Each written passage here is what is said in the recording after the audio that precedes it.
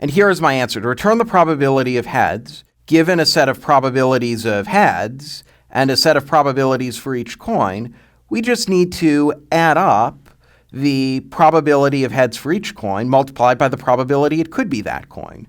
To do that, I just use this nifty little Python feature that lets me walk through these lists together called zip. It just takes two lists and gives me the first two items, then the next two items, then the next two items, and so on. And I call the probability of a coin coming up heads P coin, and the probability of it being that coin P.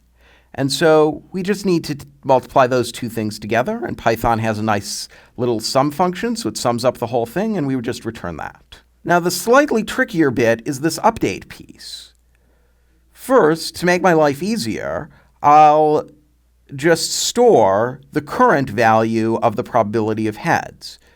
We need this because, if you'll recall, the denominator of Bayes' rule is the probability of the result.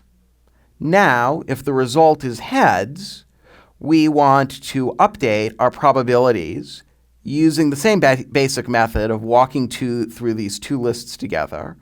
We want to update this by taking the probability for the given coin and multiplying it by the probability that we would have gotten that result, that is P coin, which is just the entry from coin, so it's the probability of heads for that coin.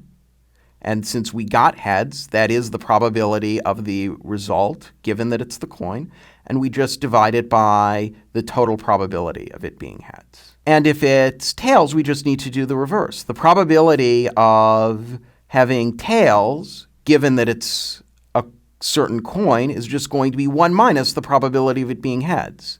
Again, we have to multiply it by the probability that it's that coin in the first place, and then we again just divide by the total probability of it being tails, which is just 1 minus the probability of being heads.